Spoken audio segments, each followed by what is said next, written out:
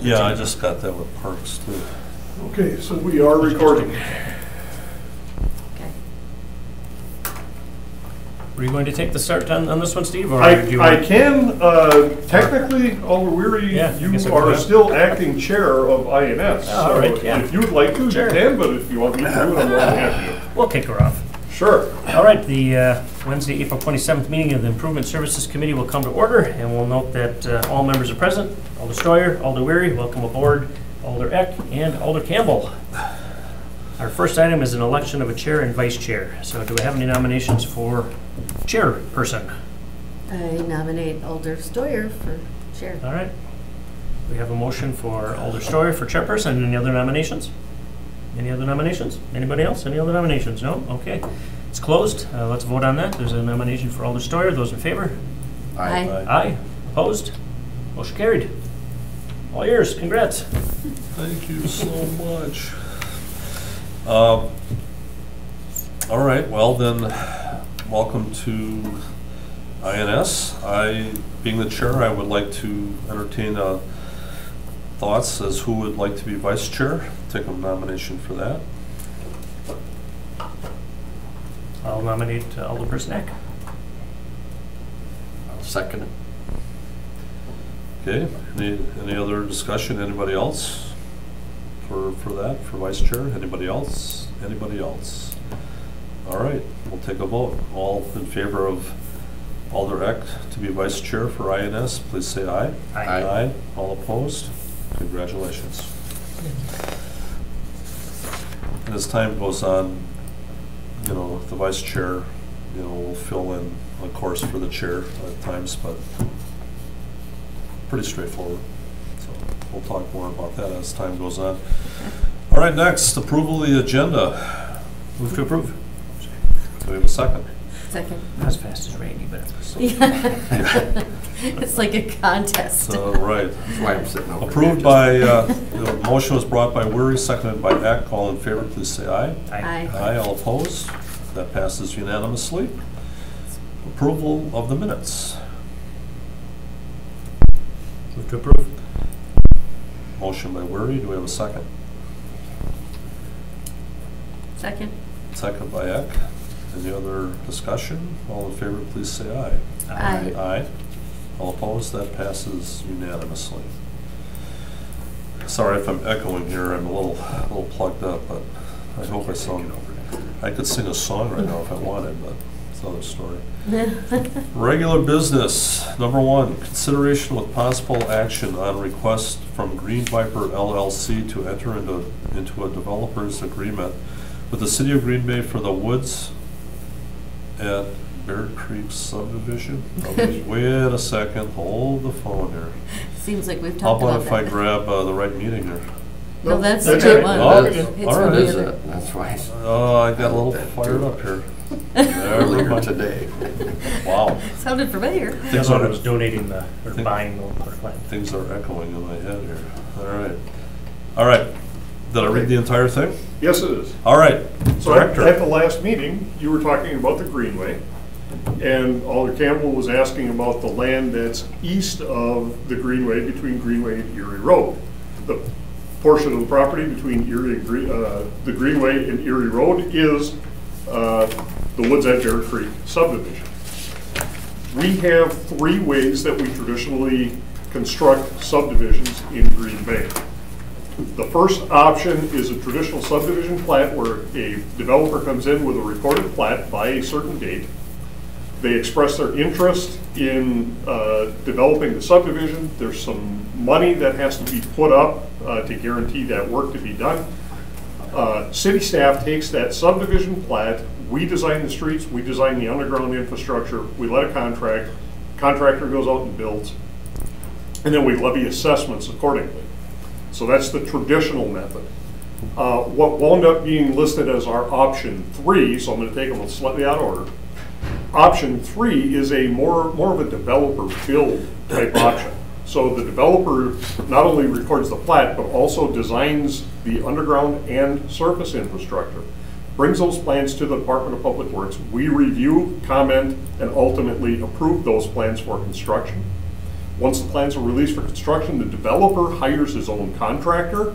He builds all of that and ultimately sends a request to dedicate those improvements for the public. Why would somebody do that? Oftentimes, developers have relationships with contractors where they can get things more cheaply than what we can deliver those services. That's become less and less the opportunity now. The biggest issue that we have is due to public bidding statutes, there are time delays that are necessarily inherent in how we do things. So a lot of times the developer can do it more quickly if they do it privately. We provide inspection services to ensure that everything's being built to city standards. And by dedicating that infrastructure over, then no assessments are levied because the developer paid for it in full. Option 2, which is the least popularly used option, is a hybrid where the developer designs it and then brings those development plans to the city and we let a public contract and build it. So this would be under the type 3 or option 3 development where it's going to be a developer build. We have a standard template that we've been using for about 13 years that contains language specifying how the infrastructure needs to be developed, the financial arrangements for the developer to pay city staff to do the inspection, and a variety of different pieces of information that go along with it. So again, it's a standardized template. A lot of times what we have to do is change the dollar values that are associated with it based on the value of infrastructure that's being developed. This developer we've worked with multiple times in the past. We've had very good success with them. So what we're seeking is approval on the request to enter into the agreement and authorize the director to sign that agreement. One question, Steve. I was going to ask, you talked about these 3 different scenarios, and I've seen these back and forth over time. Yep. Is that something that you could share with the committee moving forward, some kind of a document to that effect? Sure. What we can do, we send a letter out in late summer every year to the development community, asking them if they've got projects that they would like consideration for the following year. And in that packet we send out to the developers, it explains the 3 options. So to send that off to the committee, if you'd like, we could add that packet of information to the council pack so that all 12 there. I would like that. Okay. I think that would be a good thing just for the educational purpose, if nothing else. And I know this has been out there already, but over a period of the year, some of it falls to the side a little bit, but that will help. Oh, we could add that as supporting documentation for this item. Do you have anything else to add to that committee, or? I don't actually. I had talked to, we say Director Guerrier Sure. on the phone, and he explained it to me, and I thought it made sense. So Yeah. Okay. Well, I think it's good just to have it anyhow. All right. Yes. Thank you, Mr. Chairman. Director, what's their timeline? Are they looking to start building by fall, next spring? They are looking to build this summer, I believe. Oh, good. Excellent. Yeah, this is an immediate. Sooner the better. It's more tax base. All right. So what's the process then? The developer's going to build all the places, or they start with the streets and the sewer? Well, they start with the underground infrastructure and ultimately put the street on top. And generally speaking, what we'll do is we'll only put the first layer of asphalt down. Oh, yeah. We wait 3 years. That allows any inconsistencies with the base to get worked out if we have to do any patching. And what it does is it saves the final surface from damage due to construction traffic. We let the construction traffic run on the bottom surface. After generally speaking, most subdivisions are built out in 3 years or less. At least we're at 85% capacity. Then we put the surface on, so we have that nice shiny surface for the new homes. Okay. Well, Steve, you were looking for what again then? Just What we'd be looking for is a motion? an approval to enter into the agreement and authorize the director to sign. Okay. I would entertain a motion from the committee. Motion to approve. Do I have to As say the whole stated. thing? As stated. Sure. There we go. All right, by Eck, do we have a second? I'd second it. Second by Campbell. Any other discussion? All in favor, please say aye. Aye. Aye. Aye. All opposed? That passes unanimously. All right. Is that next one changed? then? Number 2, consideration with possible action to approve a grant award in the amount of $85,000 to implement building municipal green streets program capacity through permeable pavers at the Fox River project. That's a mouthful. I know. Is there a way you can make an acronym and tighten that up? No, just, anyway, well, staff, I know we have staff here as well, so Steve, you want to lead that off and we can bring in Sure. accordingly? We, by we, I mean the resiliency coordinator, Melissa Schmitz, who's here with us tonight. Melissa's reached out and applied for a grant through the Fund for Lake Michigan, and this is to bring in permeable pavers on a short block and a half project on Eliza Street on the near southeast side of the city.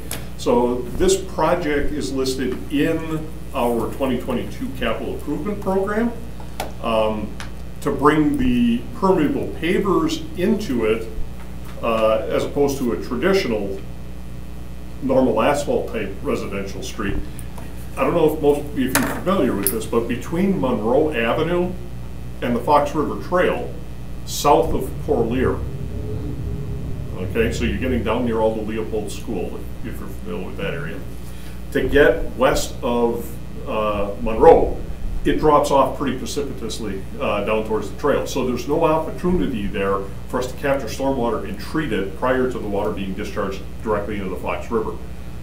Due to those steep grades, we're kind of limited in what we can do when we reconstruct the street to help capture and treat that stormwater. So this is one of those areas that we're looking to implement some green infrastructure in and use that green infrastructure as a pilot program to help us develop some additional data for possible implementation in other locations.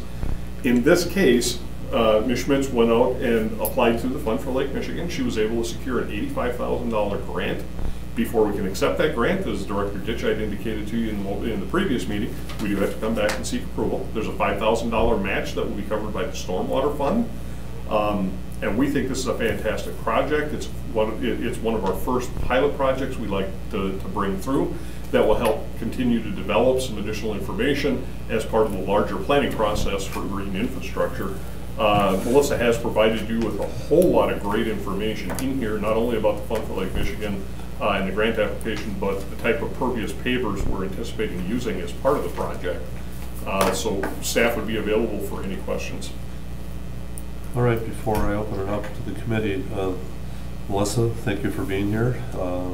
Thank you for the work you did to bring this forward. I think in the past, at City Council, we were talking about GI, the green infrastructure in the past, and a lot of us were a little unaware of what it was. And I'm just thinking that something like this, a hands-on type project, will maybe give us some opportunity to look at this and how it works.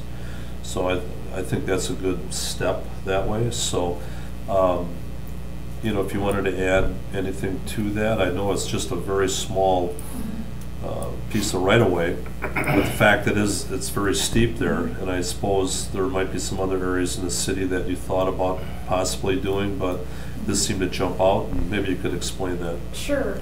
Well, one of the criteria that we used, our engineering department in Public Works, was we looked at the 5-year, what we have on slated for 2022. And Eliza Street is a road reconstruction that's already, going to happen. So it really makes the project more cost effective because we're going to be there anyway, reconstructing the street.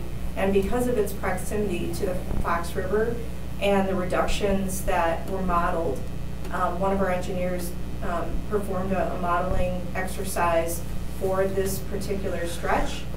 And there's significant pollutant reductions and stormwater surface runoff reductions, so quantity of storm water reductions as well. So using those two just from a, not even, the community education component of it, it seems like it will be a very good project. And the reason why we chose permeable pavers versus a permeable concrete or a permeable asphalt, it's not a highly trafficked stretch of Eliza Street, and it complements the neighborhood in that area. It's right around the corner from Hazelwood, the Hazelwood House. And it's also, it could prove to be a model for alley reconstructions. There's other communities, a lot of Wisconsin communities that have green alley programs that use pavers versus different types of permeable surfacing. So those were some of the reasons why we chose to go with pavers. And the $5,000 match from the stormwater utility is going to be used for educational signage. The street dead ends to the Fox River Trail, so it's a very, there's a lot of pedestrians and bikers that access the trail on that part, and it's very close to the school as well. We've received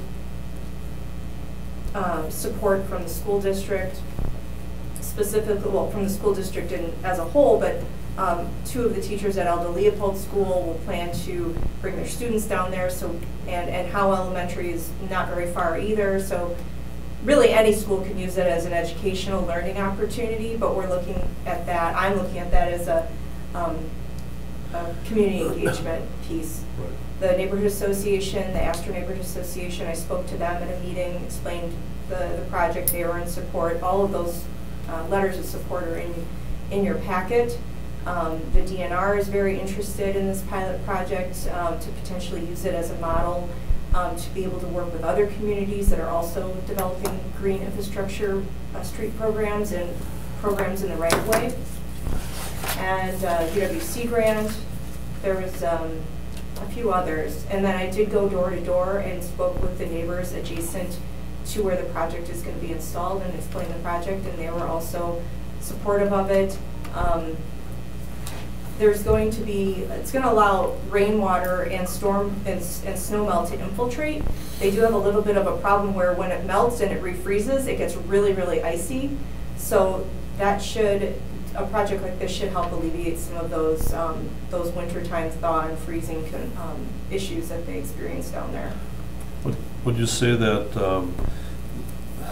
the main reason maybe for this GI technology in that area would be for the flood or for the waters that drain into the Fox? I mean, just the actual amount of water, and then also pollutants. Would that be part of it as well? Yeah, I mean, from a numerical standpoint, yes, those would be the 2 primary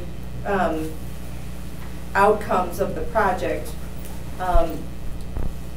The runoff, the stormwater runoff reduction is almost 61% in the area, in the acreage that was modeled of the area leading into this, into the proposed project site. And then total suspended solids are reduced by almost 93%, phosphorus reduction 90%, and then the dissolved or the particulate nitrogen reduction is almost 83%. So these are very good numbers. This is also something we will be able to use in helping meet our MS4 permit. Okay, those are good points. Committee, do you have anything that you'd like to add right now, or? Just when you brought up the...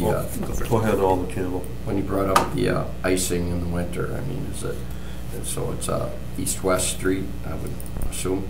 And yes. Is there a lot of tree coverage over it? I mean, you know, when you get the shaded side, that's that's what's going to cause you the issues, right? Okay. Okay. Alder Weary. Sure, thanks. Excellent packet. I appreciate all the information, and I know I've kind of hounded on that in the past, get more information to us so we can make good decisions, and this is well put together and well thought out. I'm glad to see the cost of the project covered by a grant, so great job doing that. Love anybody who can get a good grant. So well done. You want to help the parks too? They apply for a lot of grants. I know. Okay. So as part of a pilot, how are we going to monitor or capture data on what we think it's going to do as to what it will do? So the modeling results that are in the packet that was pre-designed. It was what we had for best information at the time. But they'll be modeled again once we have a final design in place. So in order to for our engineers to keep going forward with this, we didn't want to, keep going ahead with all the engineering until we have approval to do that. So the modeling will be done again once we have a final design in place. And then it's really mostly based on annual maintenance of that stretch. It needs to be vacuum swept at least twice a year to avoid the clogging issues that, you know, if you just never do anything, over time, it won't be as effective. So as far as monitoring, you know, like taking water quality samples, to my knowledge, we don't do that at that outfall, Steve? No, I don't believe so. Right. So this is, it's based on, we're going to follow the DNR technical standard for permeable pavers, for any kind of permeable surfacing, which I have here. I don't think I included that because I didn't want to overload you with too much technical information, but that's the technical standard that the DNR has laid out for permeable surfacing. Okay. So we feel confident that the project will continue to be, to meet all of, you know, the same year after year, as long as we keep the maintenance up and do the repairs as needed. So I think that would be important in 2 years or 5 years, you go back and say, okay, this isn't what we thought, or it's better than we thought. Do we know the lifespan of this compared to a normal road, I guess? Well, these permeable pavers, you know, there's a lot of different estimates out there, but through County Materials, which is one of the companies that our staff has had conversations with, 25 to 30 years. Okay. So it's definitely on par with the permeable pavers that were installed at City Deck. So, thank you. That's done. All the Campbell and all the wreck. Is that like a street sweeper type, like they do the normal streets with? Well, as opposed to mechanical sweepers, Yeah. we have both mechanicals and regenerative air sweepers in our inventory, because you really want to, you don't want to cycle that dirt and grind it into the paver because it'll block pores. Use regenerative air and we suck that out. So it's essentially an oversized vacuum cleaner if you want to think of it that way. Okay. Interesting. Okay. Nice, well put together. Yep. If you have any, you know, additional questions, you can always call us. Again, we'll be with Weary here. This is nice to get on the ground floor of something, learn all the detail about it. Easy to make decisions. You know what's going on here. And the grant. Yep. Yay. All the wreck. Yeah, just because I'm very visual. So when I hear pavers, I think of square pavers, but this is a road? Correct. So if you scroll down into the last few pages of that attached supporting documents, there's a case study, and there's an example there of what it could look like. We obviously don't have the materials fully selected or the design, but it's on page 23 of 24.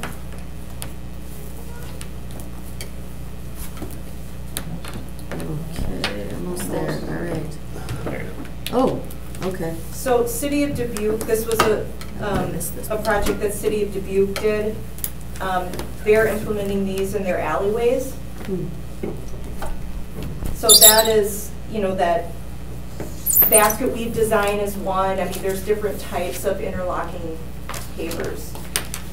And the actual paver, it's not just the joints, it's the paver itself is permeable. I've actually seen this in Dubuque, so. And they also have Didn't know it was an special. issue with flooding.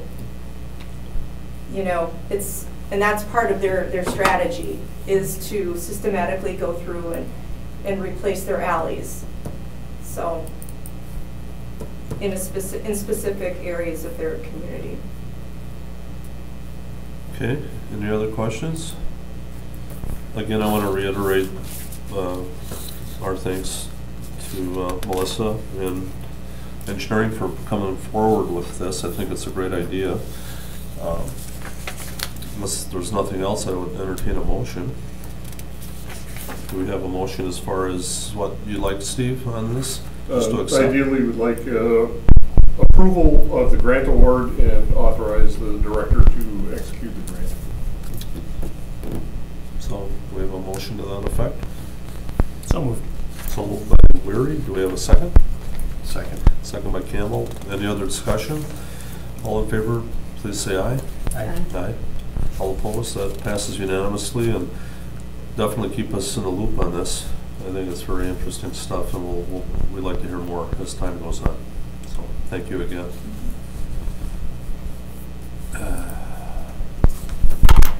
All right.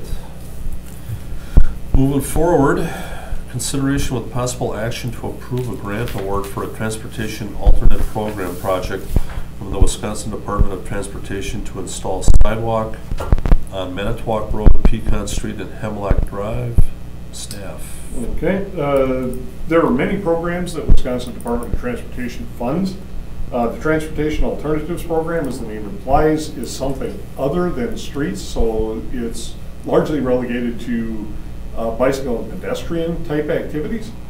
Currently, the MPO, the Municipal Planning Organization, which Brown County Planning forms the executive staff of the MPO, they have $1,269,800 available in the program cycle for 2023 to 2026 Transportation Alternatives Program. They solicited projects from the metropolitan area, the urbanized area. They received 3 projects in, one of which is mill and repaving 6 miles of the Fox River Recreational Trail between Orlear Street in the city of Green Bay and County Trunk X on the south side of De Pere. Project number 2 was the project we're discussing tonight. And project number 3 would be construction of a portion of the West Side Trail that would connect the village of Howard to Military Avenue. We actually, City of Green Bay actually listed that as our preferred alternative. However, when the MPO and WISDOT reviewed the project, because there are going to be bike lanes on Bond Street and sidewalk on Bond, they found that the trail was going to be repetitive and mostly recreational, as opposed to alleviating a safety issue that exists that doesn't have another alternative or things of that nature. So, in speaking with Director Ditchite, we are going to continue to pursue other funding opportunities, but we're going to go ahead with the West Side Trail anyway. The MPO made a recommendation, which has been approved, to fund the Fox River Trail at the maximum that DOT typically funds these programs is an 80-20 cost share. So they have recommended to fund the Fox River Trail project at 80%. So generally these programs fund up to 80%, but not less than 50. If you have less than a 50% match from the feds, it's a non-qualifying project. So as we have the current funding here, Green Bay would be receiving 50.5, so we're just over the threshold. And that's for the funding that's in the cycle right now. We are anticipating in August through the BIL legislation, the Bipartisan Infrastructure Law, that additional TAP funding is going to come into the MPO. The MPO's policy has been, their standard practice, is when new money comes into existing programs, they take a look at other projects currently funded in those programs, and if they are funded at less than 80%, they make those projects whole first before they make that distribution to other projects. I have had conversations with the MPO. Not only am I the vice chair of the MPO Policy Board, but I also sit on the Transportation Subcommittee who makes recommendations to the Policy Board on this. So I've had 2 kicks at the cat to talk to the MPO about it, and they have assured me that their past practice is what they intend to follow here. So there's a good possibility that we may be coming back before the end of the year to let you know that there's actually more money coming into the TAP program potentially for this project should you wish to pursue it. This is consistent with the Safe Routes to School program and the recommendations that the council approved when we approved the bike ped plan a couple of years ago. For those of you who've been on a long time, like Alder Weary, you may remember back when we reconstructed Manitowoc Road. That was a project that Alder Nicholson was a champion of. And as soon as we got Manitowoc Road reconstructed between Auto Plaza Way and Greenbrier Street on the east side, as soon as we got the project done, then we started getting complaints of the neighbors that we made the road too smooth and people were speeding. And what we said was, we need to get a sidewalk out there, but the sidewalk was gonna be cost prohibitive to the neighbors. But here we're getting an 80% grant, so we're able to cut 80% of the cost for folks, to make it a little bit more affordable for them. Steve, you did mention the MPO and the various projects that are out there. Is there, is there a list besides these other things that would be made whole, so to speak, as you were talking about? Well, right now, this would be the only project that's not fully funded. Okay. So this would be the only project that would need to be made whole with the next round of distribution. Right.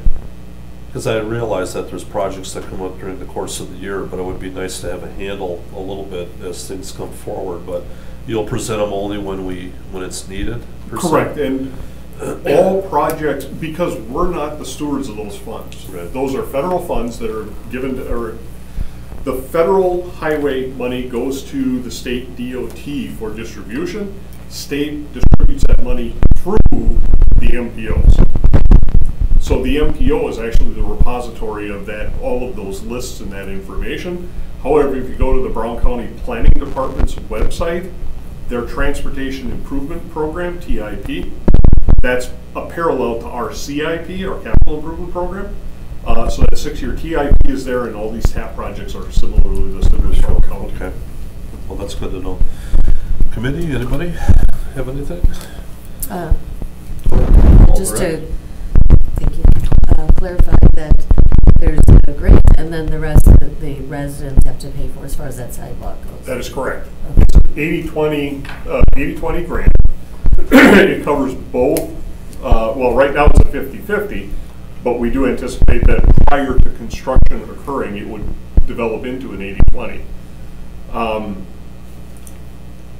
The way sidewalks are addressed in Wisconsin, under state statute, the municipality has the authority by statute to put 100% of the installation and maintenance costs for sidewalk onto the abutting property owner. And that's a policy that for decades the city of Green Bay has adhered to. When we have projects where there is state or federal funding that comes in as part of the project, that funding cannot be put into our general construction funds. It has to be dedicated specifically to the project where it's identified, so we can't share those benefits with the community at large, if you want to think of it that way.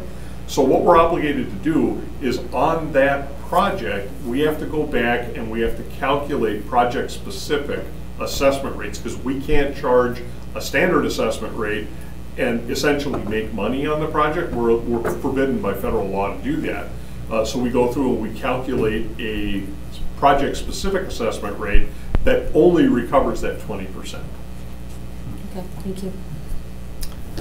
Well, go ahead, Alder Campbell. Is that just on new construction sidewalks, or is that just in maintenance and replacement of it? That's only when we receive grant dollars for a project. If no grant dollars are installed, or grant dollars are utilized on a project, if it's replacement sidewalk or new sidewalk, 100% of that cost is borne by the abutting property owner. Okay. Alder Weary. Thanks, Chairman. Is this Alder Hutchinson's area? I think. I believe I don't this know. would be. I'm trying to remember how the lines I can. fell out, but When did we first start looking at the sidewalks? Was it back when Alder Nicholson was here, or was it during Gerlach, or was it? no, this was definitely, this was Okay. Nicholson. Manitowoc Road was resurfaced with the ARA funding that came out under President Obama. That was the only project that the city of Green Bay received money for under ARA. So that was 2009 or thereabouts. And it was shortly after we got the road rehabilitation done, that they had a nice long straight street that didn't have bumps and potholes in it. And Alder Nicholson came in, it was weeks after we finished construction, he said, "Steve, we got to do something. People are speeding, they're going 40 down Manitowoc." And that street carries about 4,400 vehicles a day. Okay, and I'm just looking, I'm not saying it might not be needed, but are people aware? I mean, because what's a cake now, 3, 4 $100 per cake? It's probably in the neighborhood of about $200 a Okay, panel. 200, and everybody can maybe, what, 8 to 10 per house?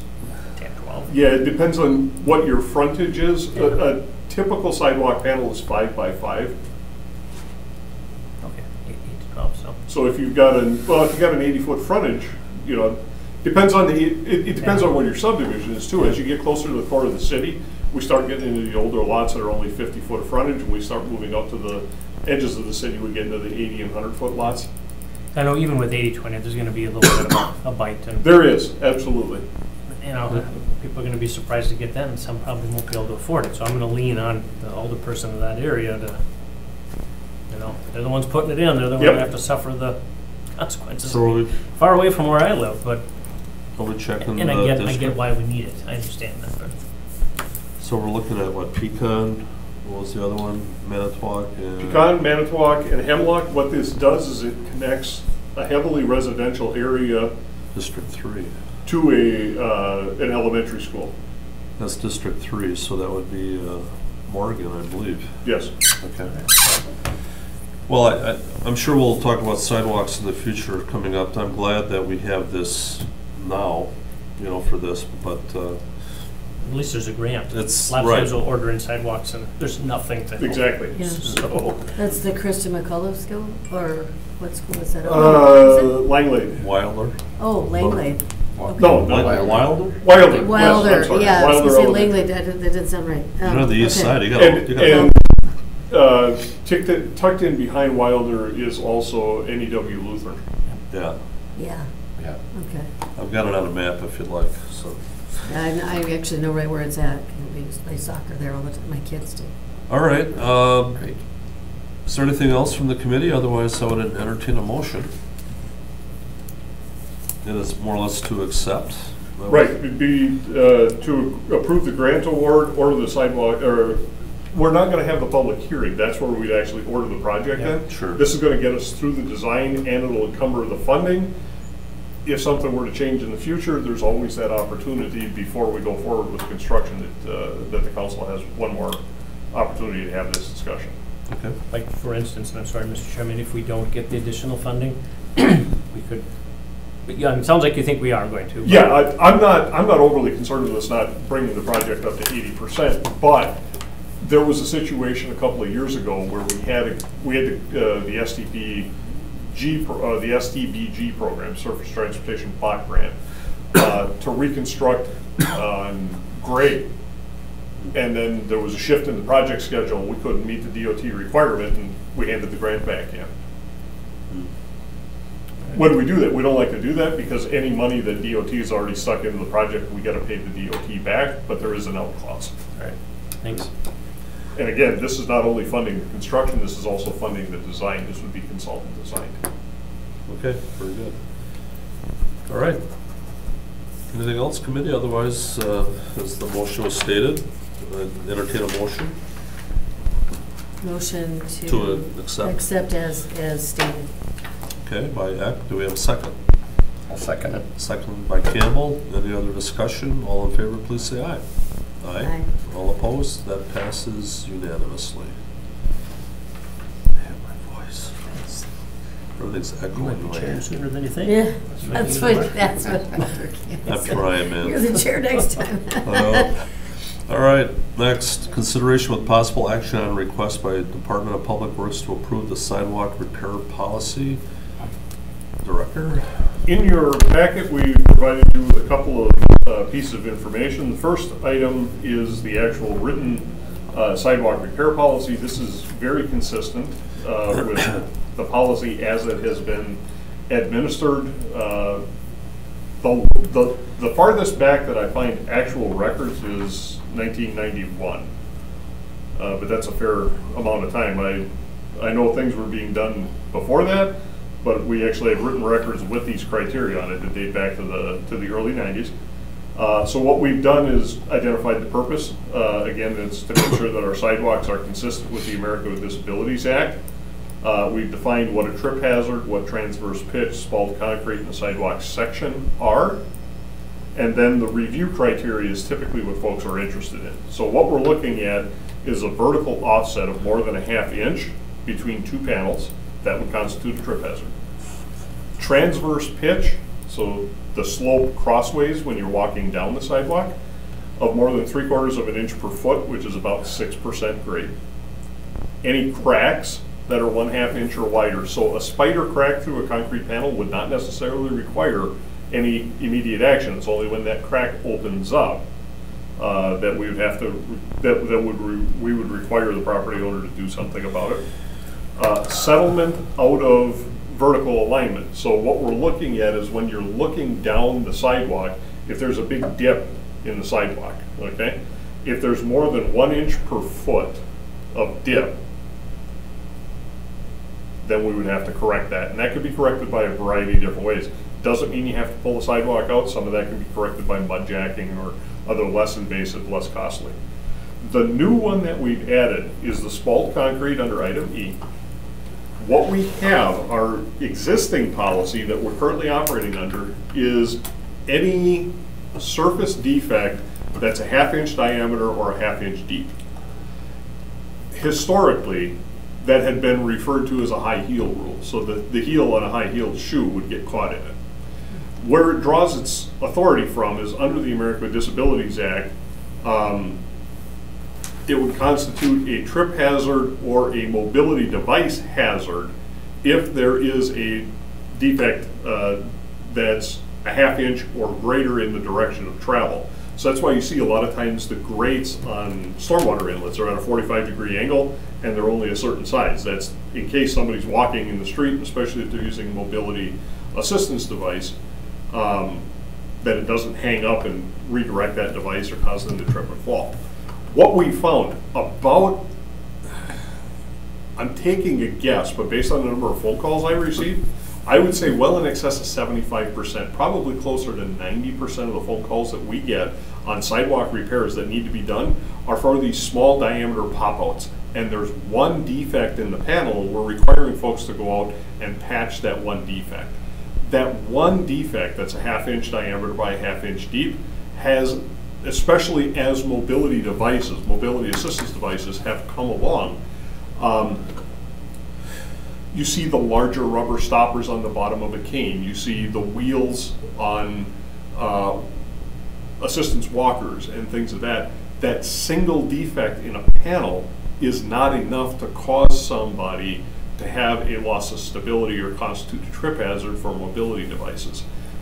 Having gone through knee replacement surgery last year and using a walker, and this became very personal with me as I was going through my rehab, and I started noticing things about sidewalks that I really didn't notice myself in the past.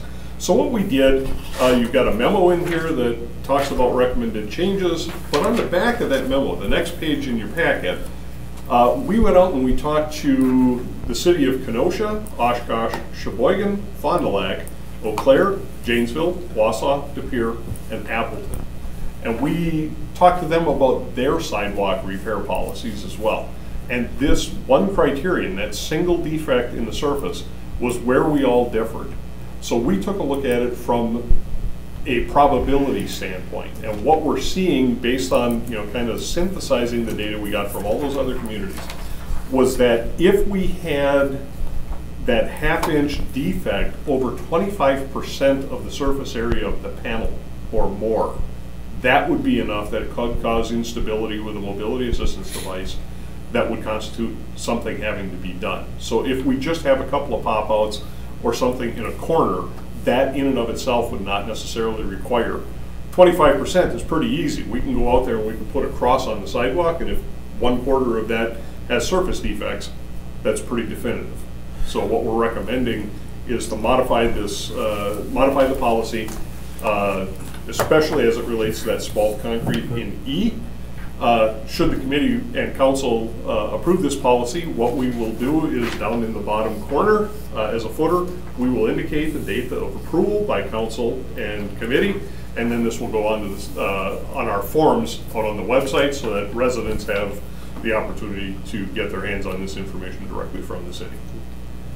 Well, thank you, Steve. One of the questions I had, you find that with sidewalk issues that it's still kind of a complaint-driven type of? We have both. For those, Yeah. thanks for bringing. Well, we've. Alder Stoyer is giving me hanging curveballs that I Yep. can take downtown. Yeah. For those of you who've not been on the committee before, our sidewalk policy is complaint driven. A lot of the policies that the Department of Public Works administers are complaint driven.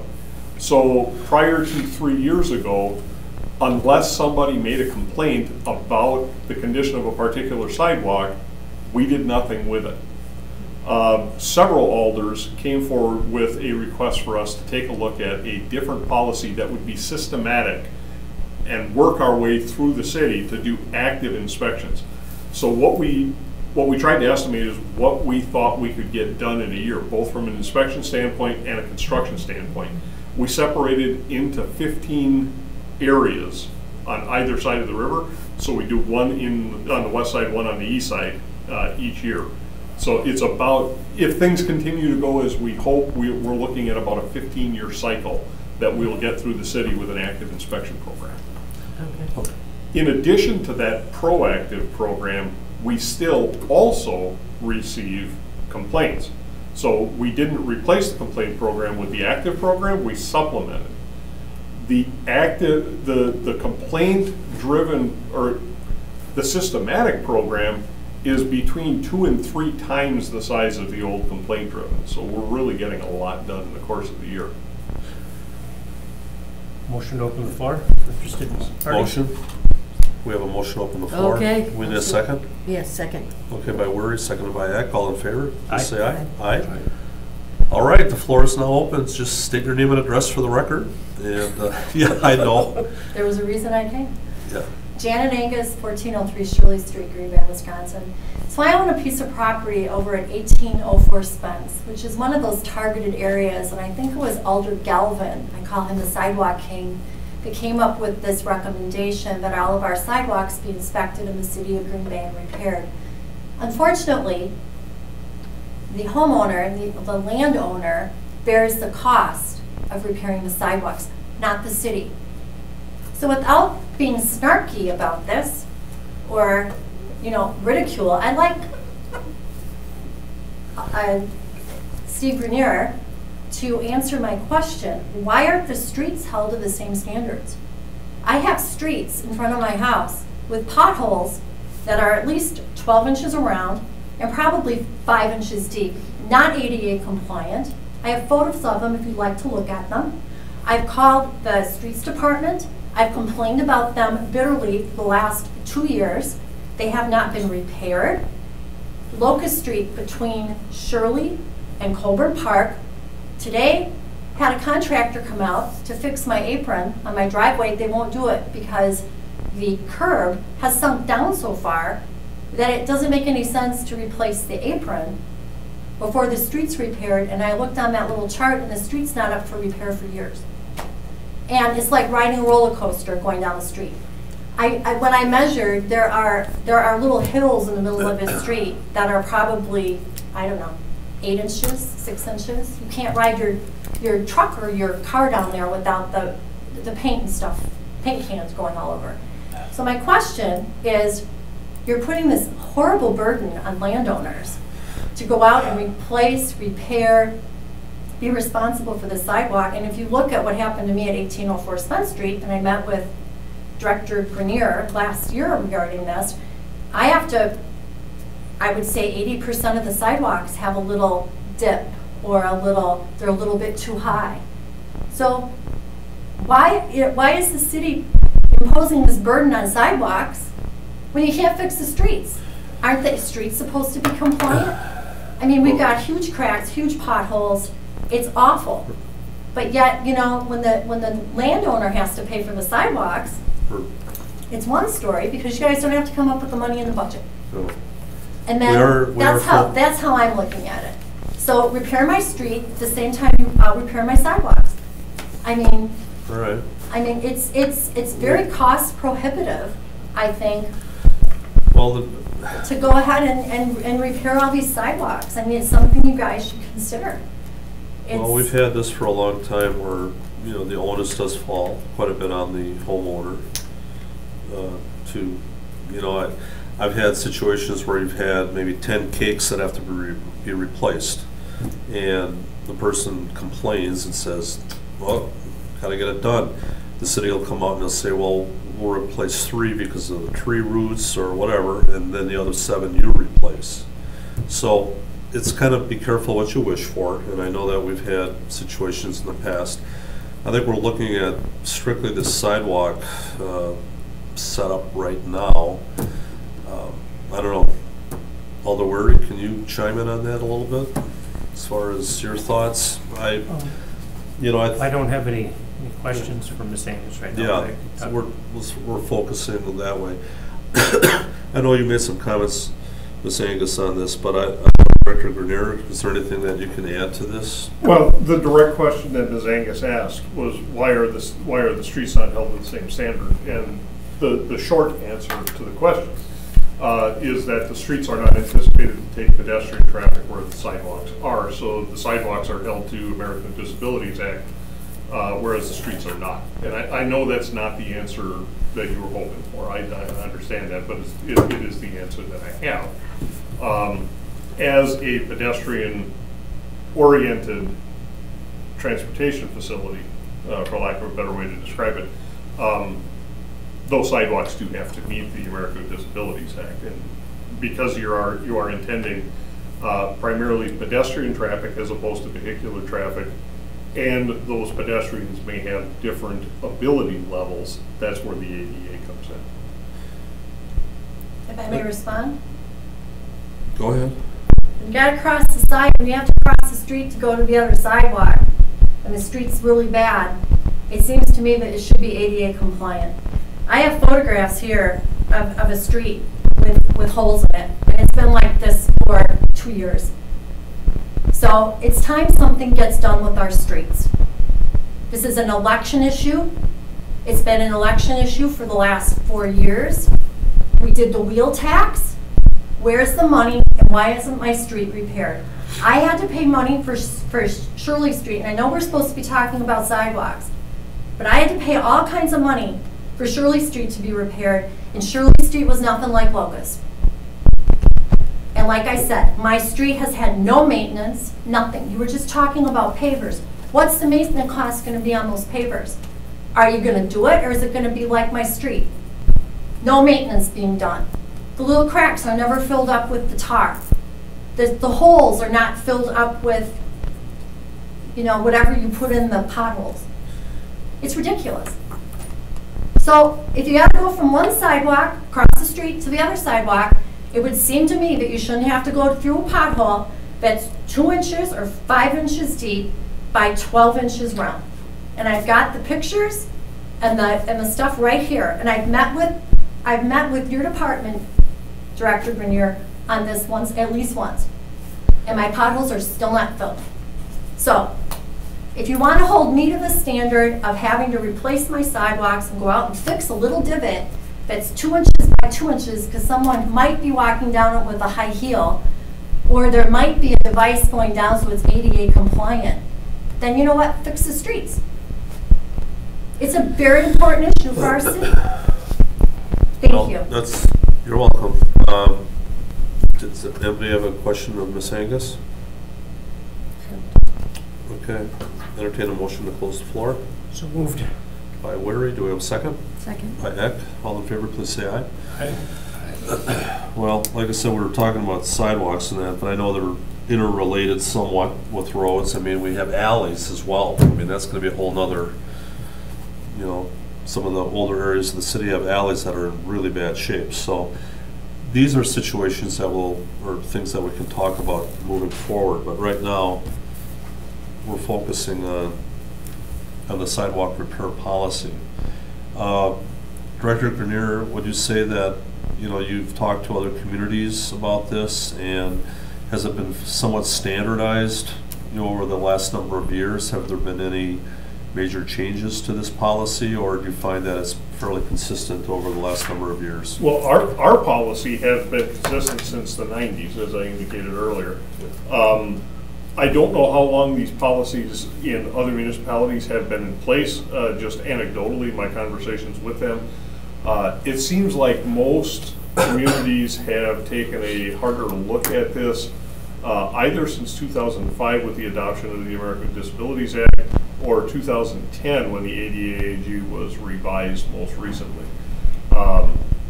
So again, when we were complaint-based only, we didn't have the volume of feedback from the community, if you will. Now that we're doing a more systematic approach and we're covering more area on an annual basis, we're getting a lot more folks engaged because we're touching a lot more folks' sidewalks. Did you, real quickly, did Alder Galvin, I know I brought up some things a couple years back on the sidewalk policy. Does that incorporate into this very closely, or is, what's the difference? The items that Alder Galvin brought up were more so towards developing the proactive program that we did, not necessarily the actual criteria that we use when we're looking at a piece of sidewalk. This is more directly in response to some of the comments we've received relative to the inspections we've performed over the first 2 years, and were we being a little bit overboard in what we were requiring folks to go out and put some repair material in. So we definitely want to be cognizant that yes, it has to be ADA compliant, but it's kind of a little odd to expect everyone to fix every single half-inch diameter dip. I've had citizens that had to replace several sidewalk cakes, so to speak, and you know, if you looked at the sidewalk, it looked pretty decent. Didn't look that that much, but it was a 1/4 inch off. So if they complained about 1 or 2 cakes, they had to, you know, the city might come in and replace 1 or 2, but then they had to replace many more. So well, that's kind of a that's why we tried to be a little bit more expansive, and a little bit, I mean a lot of it, with the information we pass out to residents the year before. So we'll be out inspecting sidewalks this year that are intended for repair, replacement, or being addressed in '23. And when we get done with those inspections, we send a packet of information to every property owner who has sidewalk on the list for '23. And we indicate that there's a variety of reasons that your sidewalk may have been tagged with an X.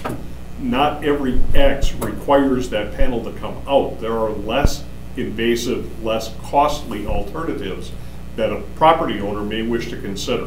For cracks or these spalls, there are epoxies or patching materials that you can buy at a home improvement store where you can fill in that irregularity, smooth it over, and it is back to ADA compliance. For offset joints, if you've got a vertical offset joint, if you've got a trip hazard, a lot of times you can come in and hire a mud jacker to come in, and for a fraction of the price of replacing a panel, you can use mud jacking to get those things back into alignment so the trip hazard's been removed. If you have one panel that's above another, there are concrete companies who will come in and do a shaving or a grinding to make that a taper. That eliminates the trip hazard. So there's a lot of those technologies that we can't have a contractor for everything, because we may have very small quantities and it may become cost prohibitive because we don't have enough work to keep the contractor busy, or he's jumping all over the city. So what we have done, and this is something historic, again, it goes back decades for the city. We have an irregularity. The first thing that we do is we notify the property owner that there's something out there that needs to be addressed, and it's really the property owner's responsibility to do that.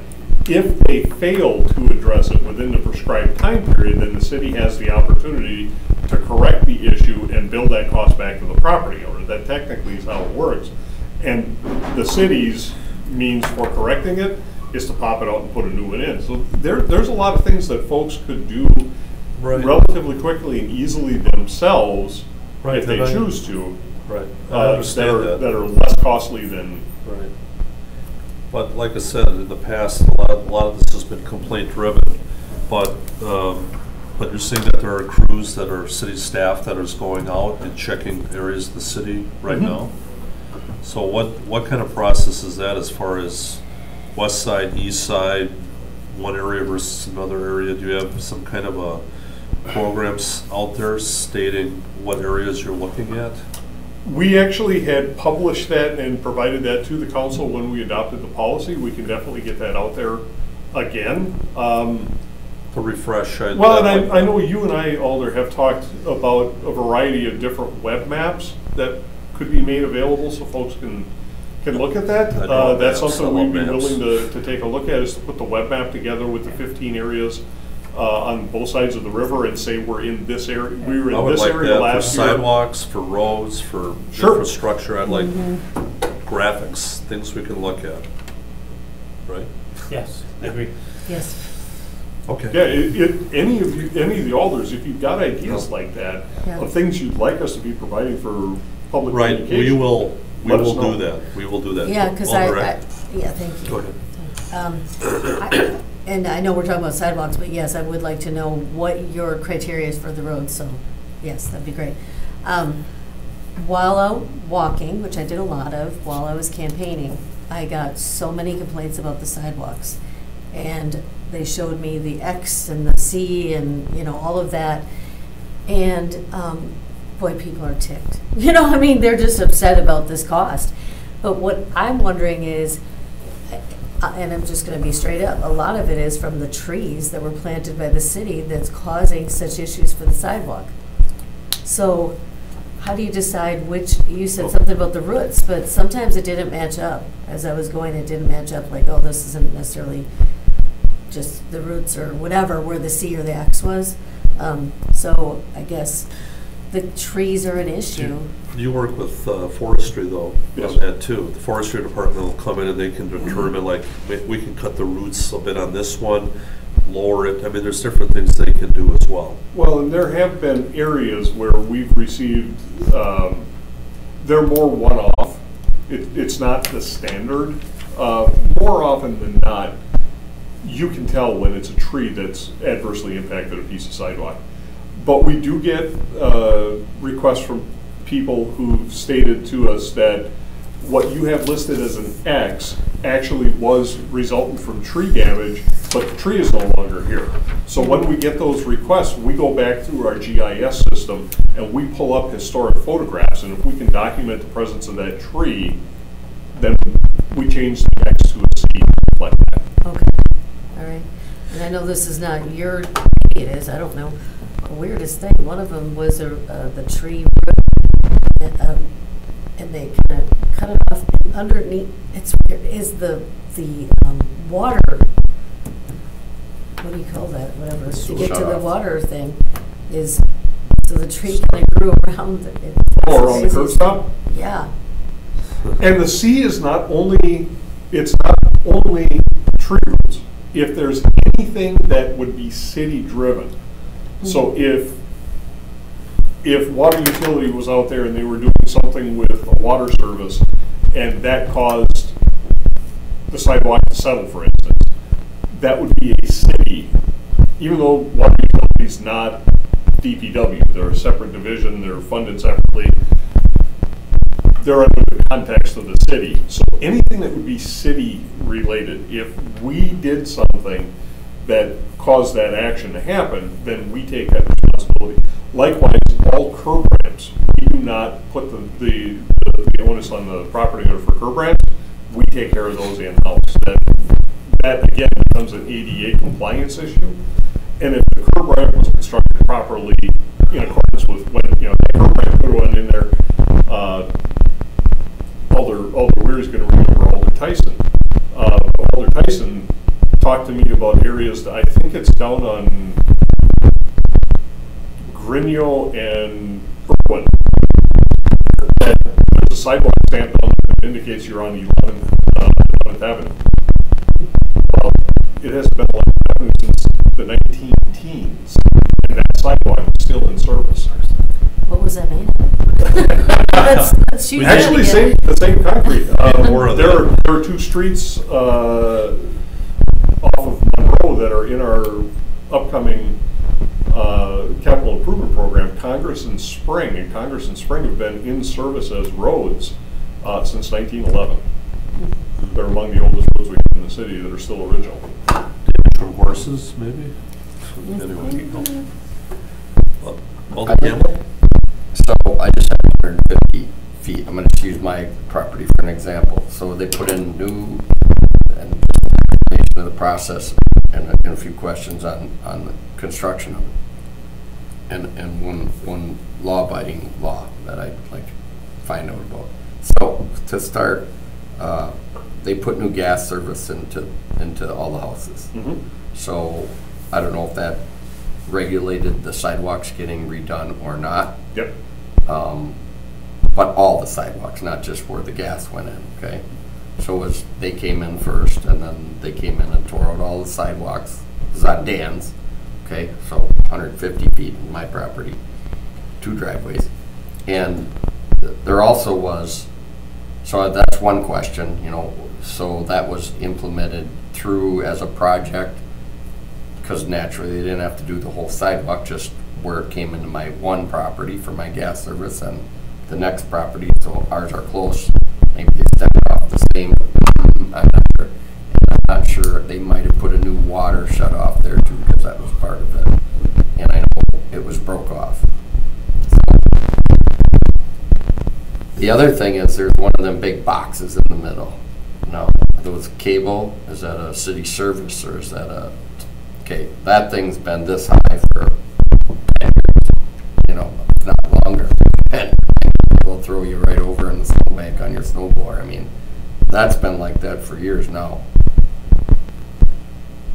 I don't remember seeing any assessment of a sidewalk on my tax bill or anything like that, or someone coming along or telling that. Maybe I just wasn't paying attention, too busy. But those are all questions that I had. One, that box, and who pays for that. Now I know, as you said before, the city water department, like we have several breaks in that street, like a lot of them, and they got a subcontract out to get the surface redone because it's not the city's job. It's the, you know, I know a lot of people that do all the work. So you know, that's how I know how that gets done. Other than that repair box, no, everything is sweet. I mean, it's, you know, you could roll a marble down it now. It's beautiful, you know, and long time overdue. But those are all questions that, you know, when constituents ask us, you know, like, you know, I used a bike to travel door to door the second part of my campaign, and I just took my dog for a little ride the other day down the sidewalk to keep her on the sidewalk and on a leash, and there were some 4-inch bumps that were literally, I mean, the sidewalks in my area are all terrible. I mean, you know, nobody's been asking me that yet, maybe a couple here and there, but more of the roads than that. And then, well, that's a sidewalk issue, you know, and then, of course, everyone wants these speed bumps, which we'll address at another time, you know.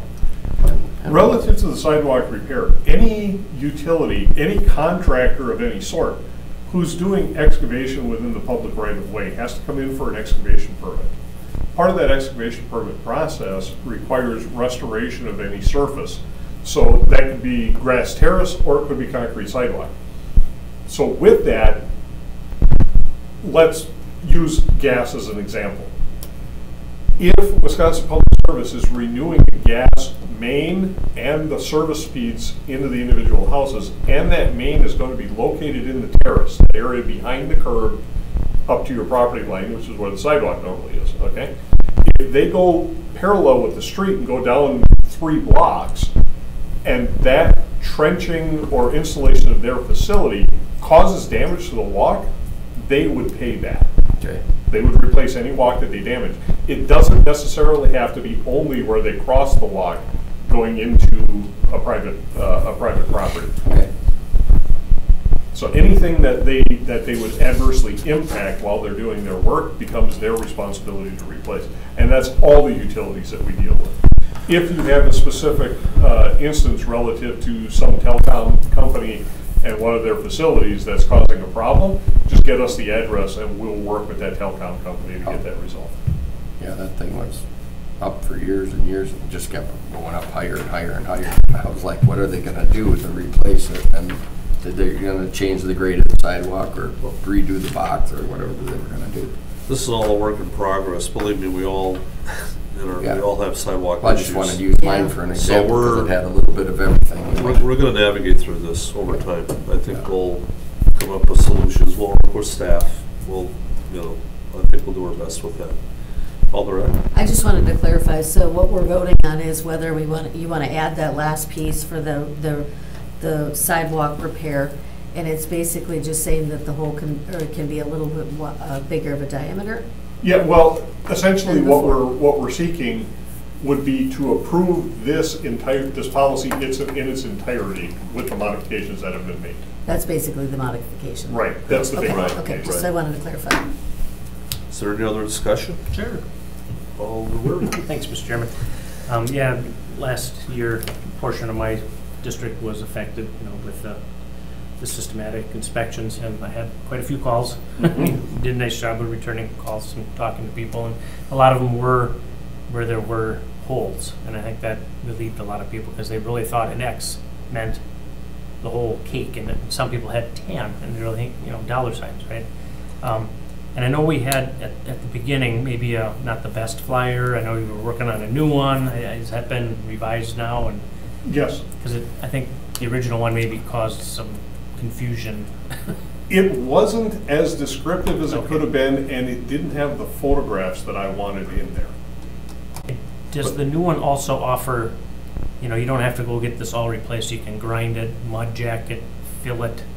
Does it list those things? Or Yes, it does. Okay, Yes. good. Okay. That's the whole thing, is trying to give folks alternatives Right. to replacing the walk. The walk, a replacement should be a last resort. I heard the whole thing while I was knocking on Oh, doors. They yeah, all filled me in on all this stuff that's, Do on they have all their suggestions? options. And as well? you will get older homeowners who say, 8 years ago I had a huge tree there, and that's why it's all. And then you can go back and see the old aerial photos, and I've had them corrected because of that. Because you might have a new person out there marking it who doesn't know there was a tree there 5, 8 years ago. So that's an option. Yeah. If they say there was a tree, there might have been a tree there. Right. Will they also ask, as far as repairing, will you give suggestions about that as well? If they're going to repair small holes. Yes, and things like that. we don't get a whole lot of calls on that, But just but to we have do that get option. some. To have that option. And Ms. Angus had indicated, she reached out to us last year, and I went down and met with her, and she has a corner lot, so we had 2 streets worth to walk, and we walked sidewalk panel by sidewalk panel, and I gave her some recommendations on things that I thought she could do, and she took care of a lot of that herself, and saved herself a lot of money. Okay. Well, not quite. Are you That's finished? right. No, go ahead. Not quite. Then I'll- I mean, obviously, not quite the topic we have here, but I obviously agree on the roads. I don't think anybody bugs Steve any more than I do, right, Steve? On getting more roads done. I mean, I'm always helping on that. Give us the chance to. You guys can chime in too. And I know last year construction costs, hindered the amount we could do. So I'm hoping this year, start looking at how much we can do more, but I'm always going to keep pounding on getting that percentage up more and more. And I am going to ask, actually, I haven't done this in the past, but maybe give a presentation on how streets are graded and what they look like. Like, here's what a 10 looks like. Here's how a 1 looks like, a 2, a 3, and just kind of, it's new to a lot of people, and then when you look it up and you say, well, that street's a 4. Yeah, I don't know does what that mean? means. And Right. I will go look at Locust again, and maybe Steve, have you drive down there, because I know you did a great job of coming down Hickory Hill. I've been hounding on that one for years. Park there, it's a minefield, and I think you saw it. I'll definitely take a look at that one again. See if we So- there is a good point where, especially streets where you do have a lot of foot traffic and you're crossing it, we need to. We will have maps Not showing chances, it, right? right. We'll get some good graphics for all of us to share. And maps. Believe me. Yeah. I need it, we all need it. Well, we're off the topic here a little. One last One more. One last thing on the markings on the pavement. Are those permanent markings? I've had a lot of people say, okay, that's great and everything, but now I have all these permanent X's on my sidewalk, and when will it disappear? Because it doesn't look, it looks. I wouldn't say it's a permanent paint. We've gone back and forth because we're marking things a year ahead of time. We really can't use water-based because 3 rainstorms and it goes away. So it is a semi-permanent.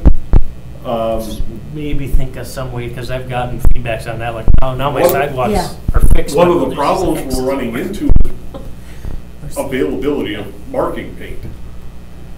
There is a nationwide shortage of marking paint. Oh, boy. So we're kind of being forced into buying whatever we can lay our hands on it Maybe right make them smaller. now. Well, some of The the tiny X's X's. No, are that's a great idea. 2 feet by 2 feet, and Yeah. they need to be like this. To you know, make something in a corner. Yeah. Yes. The Yeah. ones Yeah. I've Just seen feedback like I've that. gotten. No, we're Yeah. always interested in getting the feedback and trying to make the program better. I mean, it's like marking what foot to cut off or what toe. I mean, can't this stuff be plotted out without even marked? Just a suggestion there. I mean, you got No, you got because the lot sidewalk number here. contractor Yeah. who's responding to it, they don't necessarily have that same technology that's available in the field. So they simply go out and they look for that white X or that white panel. Probably the most cost effective.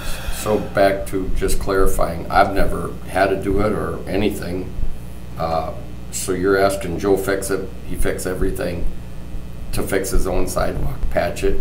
Do you have to inspect it? I mean, what, I've Yes. never even heard of it. And that's all called out in the materials that we send out to somebody. If you choose to replace it or repair it yourself, all we ask is that you notify us that you're going to do it and give us an approximate date. That date's not hard. It's not set in stone. Give us an approximate date. That way, if you say, yeah, Steve, I'm going to take care of it myself, and we're going to have it done by July 1st. July 1st, we're going to go out and take a look. And if we see that there's still X's and C's on the ground and nothing has changed, we're going to reach back out to you and say, hey, I thought you said it was, oh, yeah, well, I couldn't get it done by July 1st. Can I have it until August? Or, sure, just let us know. Just let us Okay? know. Once you get it done, what we ask is for folks to give us the address of the parcel number and say, we've completed all repairs. We'll come out there, we'll inspect the repairs. If the repairs pass muster, everything meets city standard, we notify the sidewalk contractor. There's no need to come here. Residents take care of everything themselves.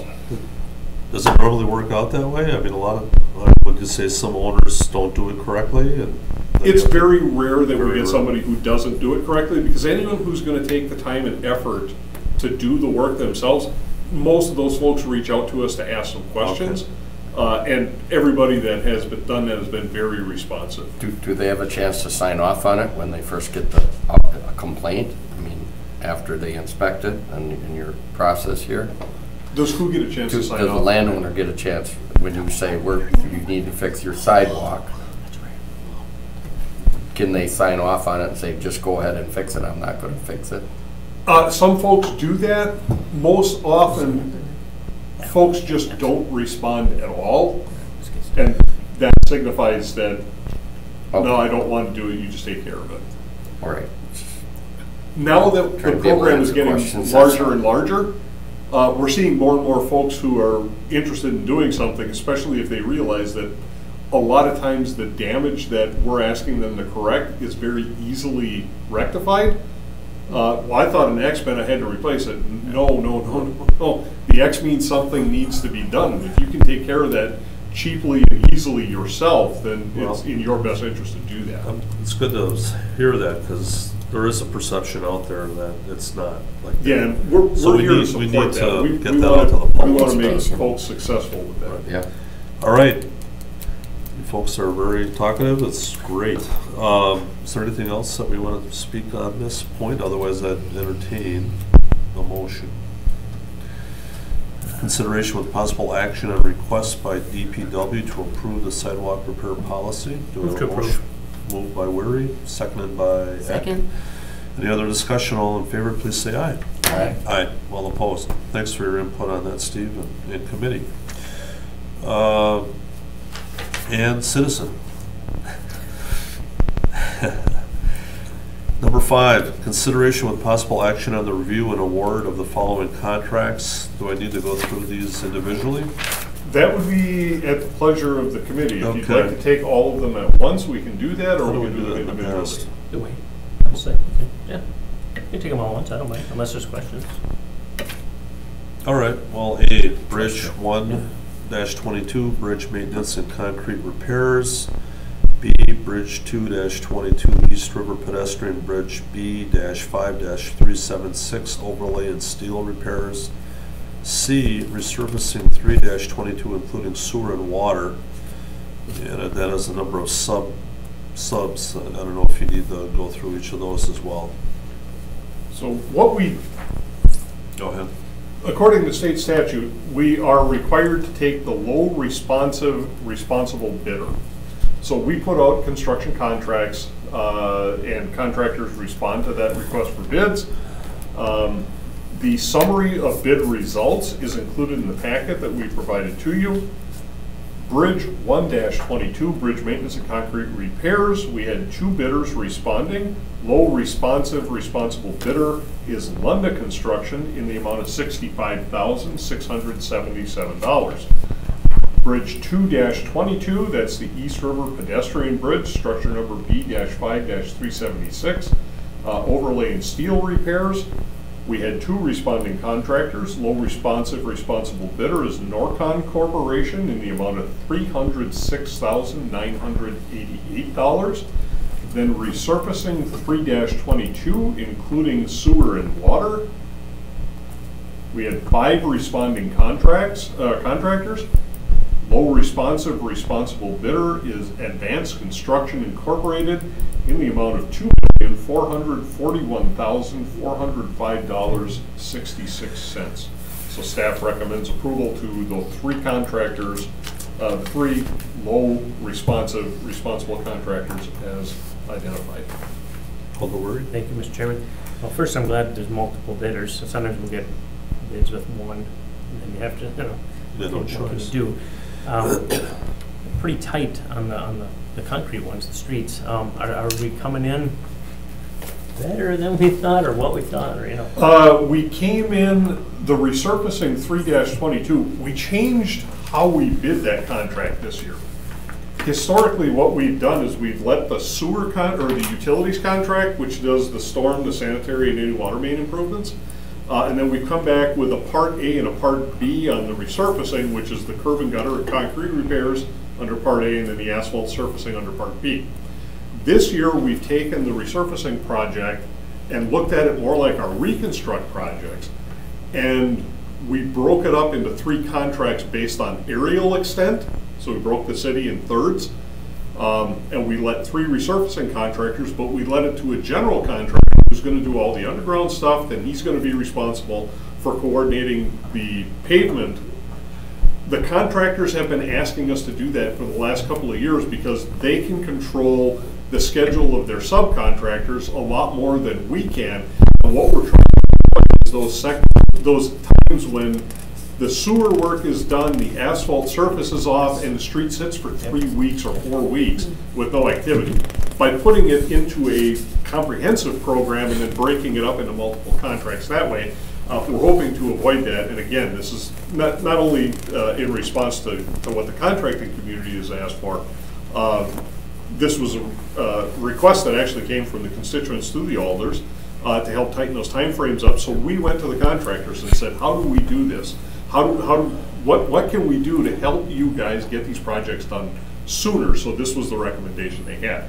That contract came in almost dead on where we had estimated it was going to. So we were very happy with that. We were nervous hearing price escalation over the winter, but I think part of it was when we were able to get the contract on the street, we hit a zone that contractors had not committed their forces to yet.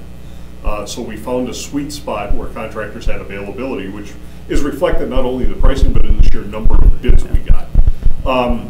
The bridge stuff is a little bit more specialized. So one of them came in high, the other one came in low, and the combination of the 2 actually worked out well. So we're still, our early contracts have come in at right at where we were hoping them to. Maybe slightly less. I would probably estimate, in the 95 to 98% range. So we were just a little bit better than what we had hoped, but not a lot that we'd be jumping and celebrating that there's all this extra money around. But we'll keep it for next year. So anything that we have definitely gets rolled into next year's program. But we're getting a few more contractors bidding on this stuff. Is that what you're finding right now, or?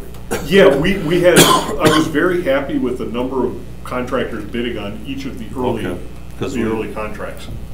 That's refreshing in a sense, because it's good to have more input that way. Committee, anything? Any questions, or? Motion to approve contracts A, B, and C. Okay, by Weary, do we have a second? I'll second it. Seconded by Campbell. All in favor, please say aye. Aye. Aye. All opposed? That passes unanimously. Sorry. Number 6, report of actions taken by Department of Public Works.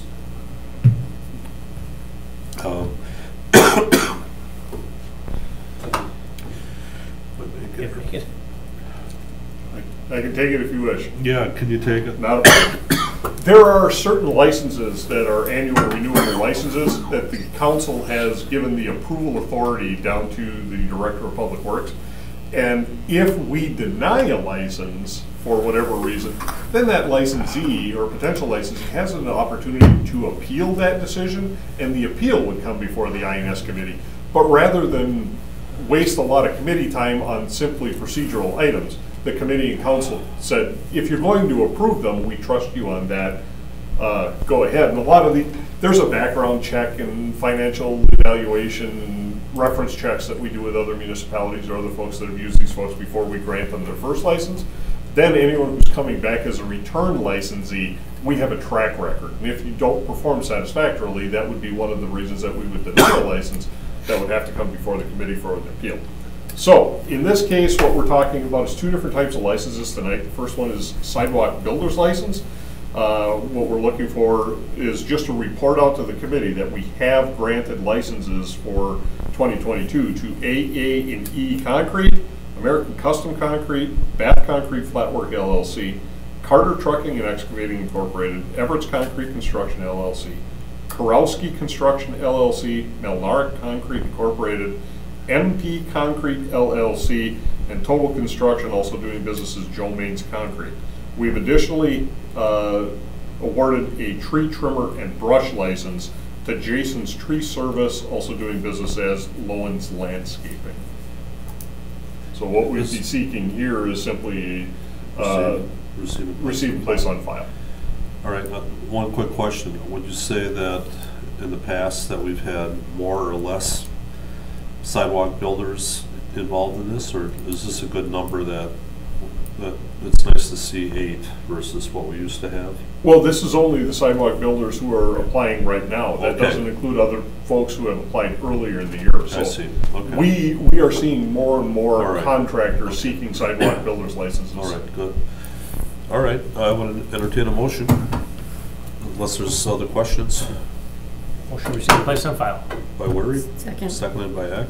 Any other discussion? Everybody say aye. Aye. All opposed? What's that? You said everybody say aye. What if I want to say? You're talking about hurt man.